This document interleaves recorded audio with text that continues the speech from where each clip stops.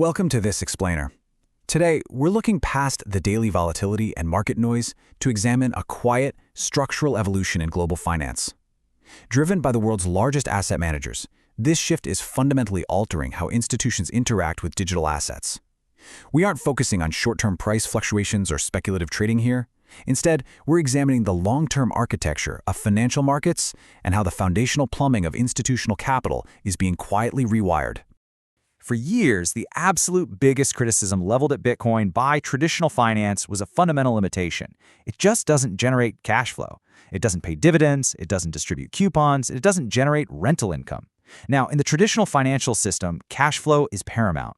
Institutional portfolios absolutely rely on assets that produce a steady yield to match their ongoing liabilities, whether that means paying out pensions or funding massive organizational operations. Because Bitcoin was originally designed to function as a decentralized network to preserve value rather than produce a yield, it remained isolated from vast segments of traditional capital allocators. They simply couldn't justify holding a non-yielding asset. But today, institutional capital is fundamentally shifting that narrative. Instead of merely speculating on whether the price will appreciate over time, they're asking a profound structural question. Can Bitcoin also become an income-producing asset? This represents a massive psychological and operational pivot for Wall Street. We're moving from viewing the asset purely as a passive store of value to engineering it into an active, functional instrument of capital generation. Let's dive right into this paradigm shift and explore exactly how Wall Street is moving beyond simple price appreciation. Enter BlackRock, the world's largest asset manager, and the introduction of their iShares Bitcoin Premium Income ETF, listed on the Nasdaq under the ticker BETA. This isn't just another standard fund. It actively solves Bitcoin's most significant historical limitation by generating regular option premiums right on top of the asset's underlying exposure. It achieves this recurring income by implementing a covered call strategy.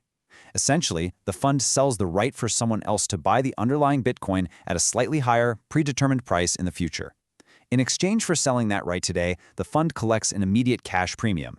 Through this highly sophisticated yet well-established financial mechanism, BlackRock is transforming a historically non-yielding asset into an instrument capable of generating reliable, recurring income.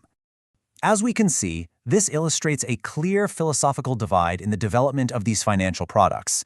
Traditional spot ETFs are designed with a single, highly efficient objective, providing pure price exposure to the underlying asset. The BETA ETF, however, introduces a secondary, much more complex objective. It maintains that base price exposure, sure, but it engineers a structural, income-producing yield right on top of it.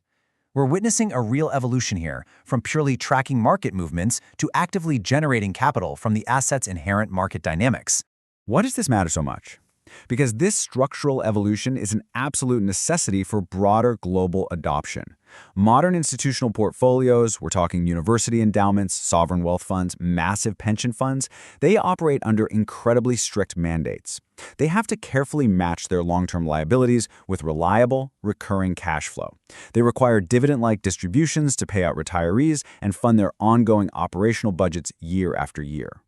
By satisfying these strict institutional yield requirements, Bitcoin effectively opens itself up to entirely new pools of global capital. These are institutions that were previously restricted by their own structural charters from ever touching assets that couldn't produce a steady return.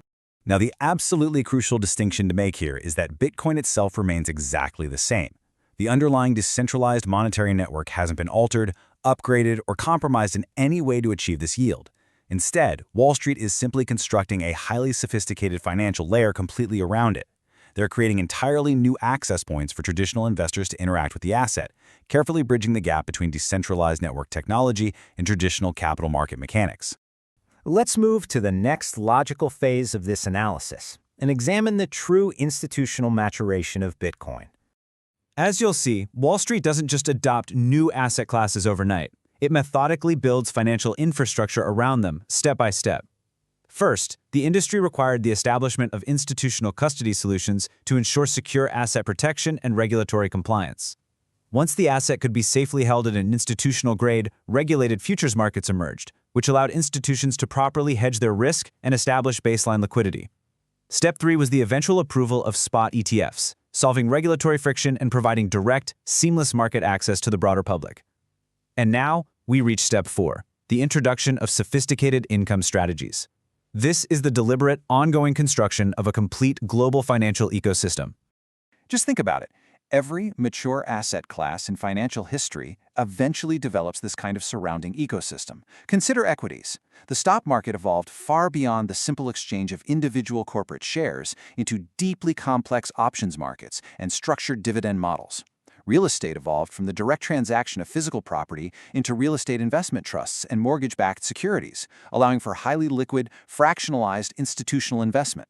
Bitcoin is following that exact same architectural maturation.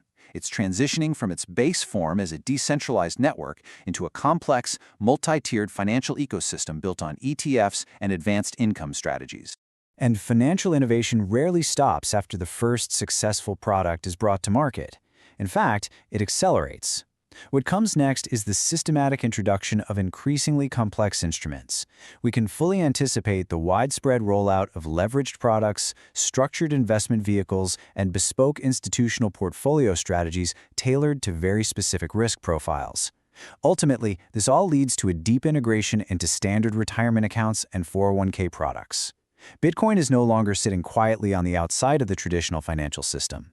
The financial system is actively and aggressively adapting its own architecture right around it. Finally, let's step back and look at the overarching horizon of this global integration and Bitcoin's place within the broader income economy. For years, Bitcoin was viewed purely as an experiment, a decentralized challenger operating entirely outside the traditional financial system. Today, that dynamic has fundamentally shifted. Bitcoin has officially transitioned into a fully integrated asset class, one that is being actively utilized, structured, and molded from within by the world's largest financial institutions. This is exactly how permanent financial infrastructure is built, layer by layer, year after year, until the new architecture becomes completely indistinguishable from the old. This evolution perfectly encapsulates the philosophy at Libertum AI Volt. The goal is to identify the silent structural shifts in global financial infrastructure well before they become obvious to the broader market. You see, the true long-term significance of BlackRock's ETF isn't just the specific product itself. It's the underlying reality that global finance is actively learning how to integrate a decentralized digital network into the highly regulated, deeply structured beating heart of the global income economy. Yesterday, Bitcoin prompted the world to fundamentally rethink the nature of money and digital scarcity. Today, the world is beginning to rethink how Bitcoin itself can be strategically utilized to generate recurring wealth.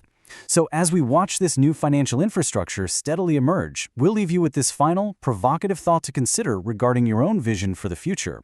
We don't invest in yesterday's economy. How will you invest in tomorrow's civilization?